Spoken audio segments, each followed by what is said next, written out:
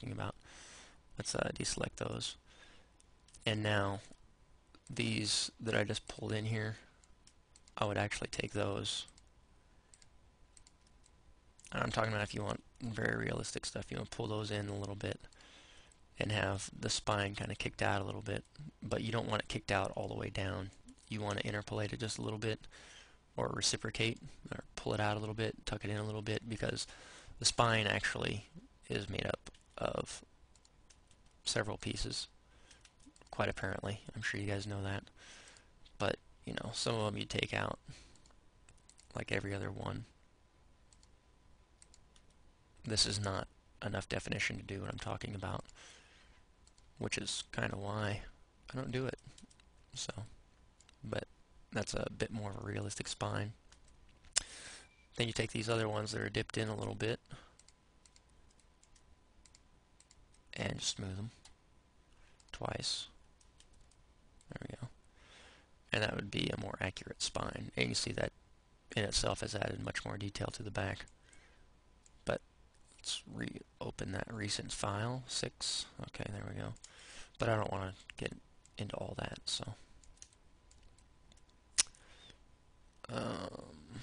Actually, I want to take this part of the breast back a little bit further. The breast does lead into the back a little bit. Okay.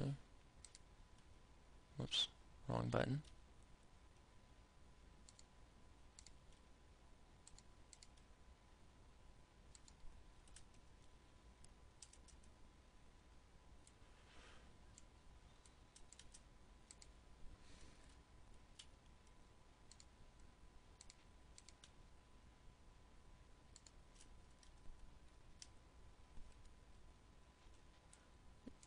Okay. And that back is a little bit sharp right here.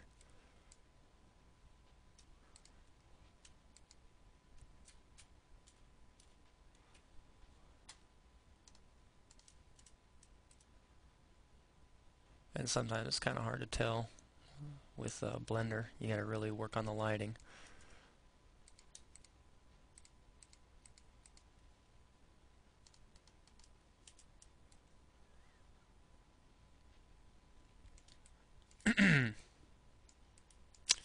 But anyway, I'm going to do a quick ambient O render. So I'll pause the video. Before I pause the video, let's go ahead and talk about setting up quick ambient occlusion. So if you go into your shaders and go into the world, ambient occlusion, usually it's set up for mist stars in physics. You just got to click on ambient occlusion, and I've already got it turned on. It's because I've already gone in here and set it up, and I didn't think about 16 is a really high setting. We can start with 1. I'll show you the difference between 1, 5, and 16. Actually, no, I won't. We're running out of time. But on your own, check it out. 1, 5, and 16. Those are basically different settings. I'm not going to go into all these settings as we're not going to really talk about rendering right now. I'm going to turn on random sampling. I feel like it gives a little bit more realistic thing appearance. And normally I just do an add, and I don't really worry about subtraction or even doing both, add and subtract, because I usually use it to add lighting to a scene, not to take it away. But it's very possible to use it just for that, so I'm not going to worry about any material anyway. So I'm going to go ahead and do a quick render with anti-aliasing set up and everything. So I'm going to pause the video and show you the render.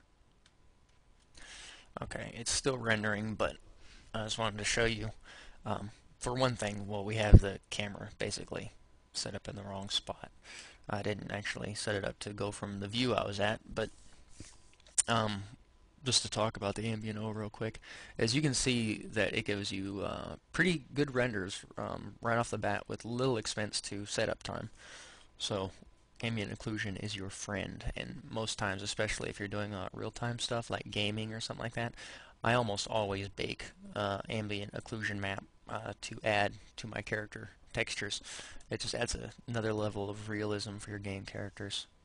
But anyway, I'll let this finish rendering and then take this time to thank you guys for watching, and the next videos we'll start adding the hands and feet and throw the head on there and do the gums and the teeth and all that stuff. So anyway, I want to thank everybody for watching, and I will see you in the next video.